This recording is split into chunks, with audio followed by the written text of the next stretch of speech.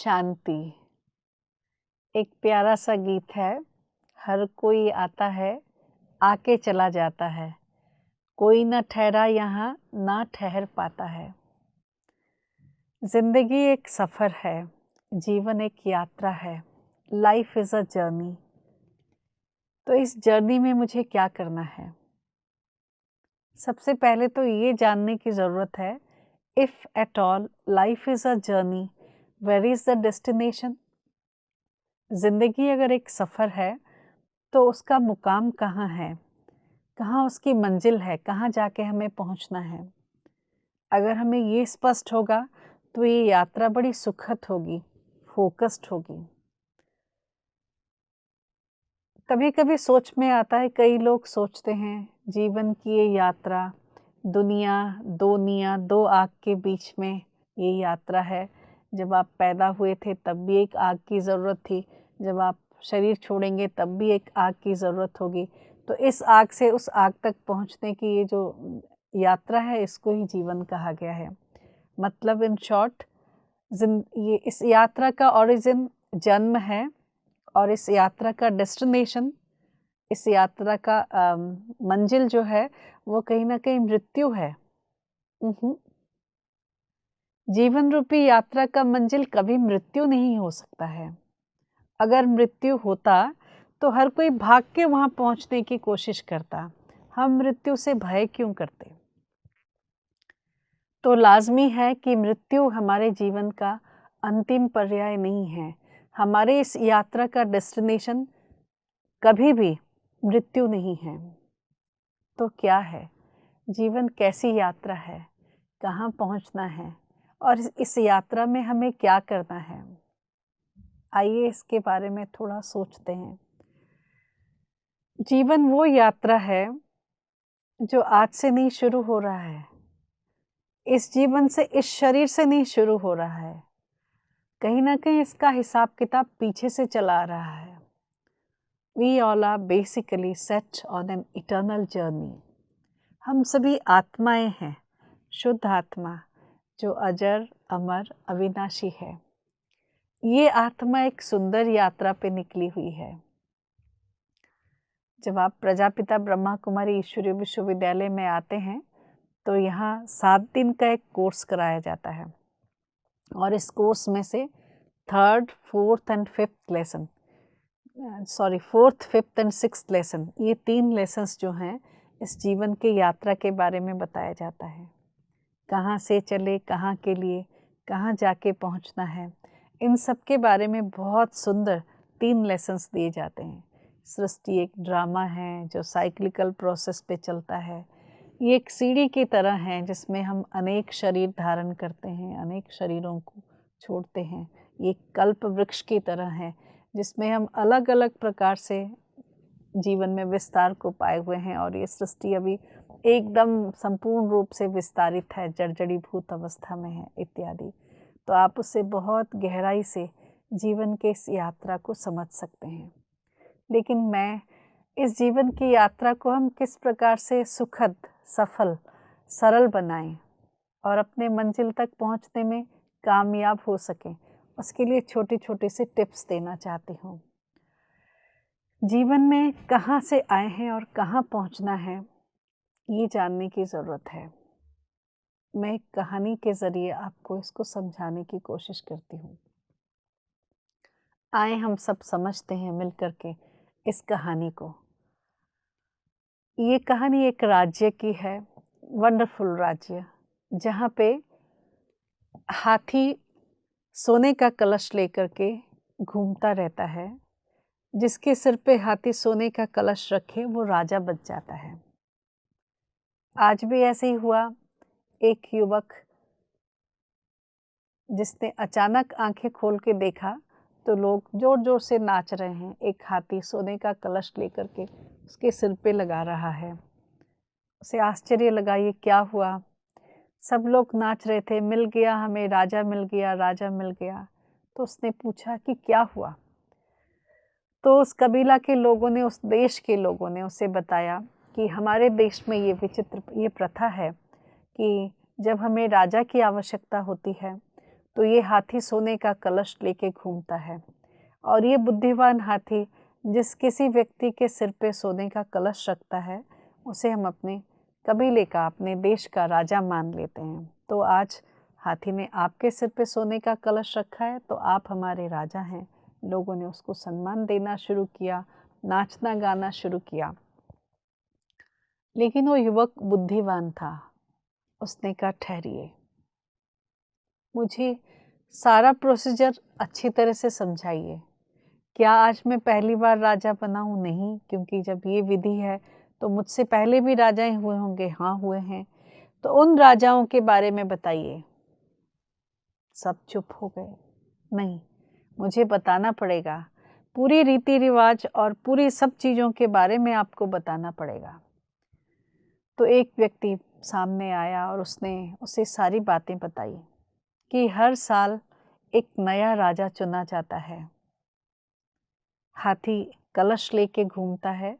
आज के इस शुभ दिन में, वर्ष के इसी दिन में ही हाथी घूमता है और राजा सिलेक्ट करता है। अच्छा, मुझसे पहले वाले राजा सब कहाँ हैं? उसके बारे में मुझे बताया जाए। अब राजा आज्ञा थी तो उन्हें तो मानना पड़ेगा। तो उसे लेकर के गए और बताने के लिए। क्या था? वो वास्तव में एक आइलैंड था। वो एक देश के पास एक टापू था, एक आइलैंड था।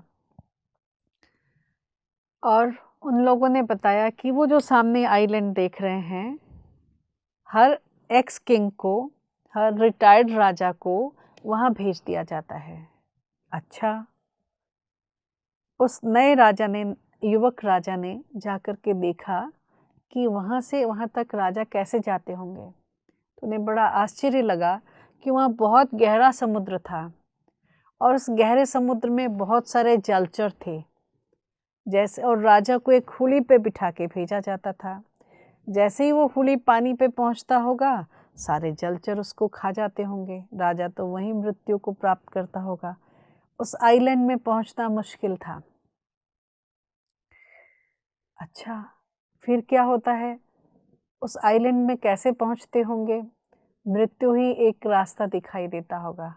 युवक राजा सब कुछ समझ गया, लेकिन उसने सोच लिया था, जान लिया था कि 1 साल के बाद उसे वहाँ पहुँचना है। तो पहले दिन से जैसे ही वो राजा बना, उसने अपने जीवन के आगे की यात्रा की प्लानिंग कर ली। वो राजा था, उसके पास पावर था। उसने लोगों को बुलाया और कहा एक बहुत बड़ा नाव बनाया जाए। राजा आज्ञा की पालना हुई, बहुत बड़ा नाव बनाया गया। कहा इस नाव को इस जल में उतारा जाए। लोग भय से कांपने लगे। कहा भय मत करो, बहुत सारे लोग जाओ और अपने साथ लाइट, ड्रम इत्यादि लेकर के जाओ, बड़े बड़े चप्पू लेकर के जाओ और उसे चलाया जाए। कोई फेस्टिवल जैसे इसको सेलिब्रेट किया जाए। तो लोगों ने उस नाव को घुमाना शुरू किया। बड़े बड़े जलचर और गहरे जल में वहाँ से भाग गए। कोई भी जलचर आसपास नहीं रहा। अब कहा कि उस आइलैंड में जाया जाए। बहुत लोगों ने भय किया, आज तक कोई उस आइलैंड में नहीं गया है, हम कैसे जाएंगे? आप भय मत करो, बहुत सारे बोट्स बना लिए जाए, बहुत बड़े बड़े जहाज पानी के बना लिए जाएं और वहाँ पे जाया जाए। बहुत सारे लोग जाएं और बड़ा ड्रम लेकर के जाएं। कोई फेस्टिवल बन जाए, कोई सेलिब्रेशंस बन जाए। जिन लोगों को अच्छा नाव चलाना आता है वो यहाँ पे अपना हुनर दिखा सकते हैं। ऐसे कुछ टेम्पटेशन दे करके राजा ने एक सुंदर फेस्टिवल बनाया। लोगों ने, बहुत सारे लोग उस आइलैंड पे पहुँचे और जाकर के देखा वो इम्पॉसिबल आइलैंड था। बहुत बड़े बड़े पेड़ थे, कभी सूर्य की किरणें उस आइलैंड पे पड़ी नहीं थी, जिसके कारण बहुत भयंकर बीस्ट, जंगली जानवर वहाँ थे। और सॉइल भी ऐसा कि बात मत पूछो। राजा ने कहा नहीं, आप लेके जाइए और ड्रम बीट कीजिए और बहुत आवाज़ करिए, आग लेकर के जाइए। जब लोगों ने वहाँ ऐसा कुछ किया तो सारे जो बीस्ट थे, जंगली जानवर थे, वो सब पानी में कूद के दूसरे आइलैंड में चले गए। राजा ने आज्ञा दी कि उस जंगल को साफ किया जाए। बहुत बड़े बड़े सुंदर पेड़ थे, खनिज भी वहाँ बहुत था। राजा ने कहा जो भी व्यक्ति वहाँ प्लॉट लेना चाहे उन्हें राजा फ्री में प्लॉट देना चाहते हैं, जा कर के अपने अपने मकान बना सकते हैं। ये देश बड़ा कंजस्टेड हो गया था। लोगों को जब खेती के लिए और वासगृह के लिए ऐसे जगह देने के लिए राजा ने ऐलान किया, बहुत सारे लोग वहाँ चले गए। उन्होंने जाके काम करना शुरू किया। वहाँ पे बड़े बड़े वो पेड़ थे, उससे सुंदर सुंदर मकान बनाने लगे। राजा ने अपने लिए भी एक बड़ा सुंदर पैलेस बनवा लिया। तो लोग कंपटीशन में वहाँ चले गए और बहुत सुंदर राज्य देखते देखते बनना शुरू हो गया। इधर इन सब बातों में राजा का समय भी पूरा होता जा रहा था। 10 मास 11 मास हो गए थे। उस हुड़ी पे बैठकर उस राज्य में जाने की बारी अब केवल 1 महीना रह गया था, 30 दिन। इससे पहले वाले राजाओं के जब वो 30 दिन बचते थे तो उन्हें भय शुरू हो जाता था, डाउन काउंट शुरू हो जाती थी। बस जिंदगी के अब 30 दिन केवल, फिर क्या होगा, भय। लेकिन यहाँ डाउन काउंट नहीं था, यहाँ तो बहुत कुछ देखने के लिए था, बहुत कुछ जानने के लिए था। बहुत आशा, बहुत उम्मीद थी, बहुत प्यार से इंतज़ार किया जा रहा था उन और 30 दिनों का। राजा ने बहुत अच्छी तरह से उस राजमहल को और सुंदर रीति से सजाने का ऑर्डर दिया। जितना भी रिसोर्सेस था राजा ने वहाँ लगवाना शुरू कर दिया। लोगों ने भी बहुत प्यार से सब बनाना शुरू किया। अब आखिर वो दिन आया जब राजा को वहाँ से रुखसत होना था, रवाना होना था, यात्रा के लिए जाना था। राजा ने कहा, मुझे बड़े बड़े शिप नहीं, वही हुड़ी ला करके दीजिए जिसमें सब जाते हैं। लेकिन आज राजा निर्भय था, बड़ा आनंदित था। बाकी सारे प्रजाओं को बड़े बड़े शिप दिए वहाँ जाने के लिए। सब लोग साथ में गए, पहुँच गए। बहुत सारे लोग पहले से ही वहाँ उपस्थित थे उनके स्वागत करने के लिए। बहुत प्यार से उन्हें ले जाया गया वहाँ पे। राजा जाते ही राजा ने अपने महल में प्रवेश किया, उस आइलैंड का राजा बना। लेकिन इस राज्य के बारे में वो सब कुछ जानता था। इस पे अटैक किया, बोला ये राज्य भी मेरा, ये राज्य भी, वो राज्य भी। राजा ने जीवन भर दोनों राज्यों में राज्य किया। हमने इतनी बड़ी कहानी सुनी, क्यों? क्या सीखना है इस कहानी से? भाइयों और बहनों, वो जो राजा है वो हम सब हैं। उस गजराज ने, उस परमात्मा ने सोने का कलश हमारे सिर पे मंडा, जो हमें राजा बनाया। देखें, जितने भी प्राणी इस जगत में हैं, सर्वश्रेष्ठ प्राणी हम मनुष्य आत्माएं हैं। और ये जो 1 साल का जीवन दिया है, एक जीवन दिया है, कितने भी सालों का हो, ये जीवन हमारे लिए चांस है। हम राजा हैं, चाहें तो इसे उन राजाओं की तरह डर डर के वेस्ट कर सकते हैं, और चाहें तो इस यंग नए डायनेमिक राजा की तरह एक एक दिन को सफल करें। उस अज्ञात स्थान पे जहाँ हमें जाना है, उसके सीक्रेट को, उसके रहस्यों को जाने। वहाँ जाने की तैयारी अभी से शुरू कर दें। मृत्यु भय का विषय बिल्कुल नहीं हो सकता है, क्योंकि ये इटर्नल काल से है, ये मृत्यु नहीं है। हम सभी ये शरीर नहीं, हम आत्मा है। उस परमेश्वर परमपिता परमात्मा ने हम सबको हमारा परिचय दिया कि मीठे बच्चे, आप शरीर नहीं, आप एक शुद्ध पवित्र आत्मा हैं। और ये जो एक जीवन मिला है, ये सोने का कलश हाथी ने आपके सिर पे रखा है, जिसमें आप राजा बने हैं, बुद्धिजीवी हैं आप। बुद्धि बल से आप अपने जीवन का राजा बन सकते हैं। तो इसी समय हमें प्लान करना होगा अपने भविष्य का। इस शरीर के बाद, इस राज्य के बाद जो वो समय आने वाला है, वो हमें किस प्रकार का चाहिए। वहाँ हम एक डेस्टिनेशन बनाएं, वहाँ के लिए हम प्लानिंग करें। हर रोज ये याद रखें, कैलेंडर में कहीं ना कहीं एक ऐसा डेट है जब मुझे इस दुनिया से रुखसत होना होगा, इस शरीर को यहाँ छोड़ के जाना होगा।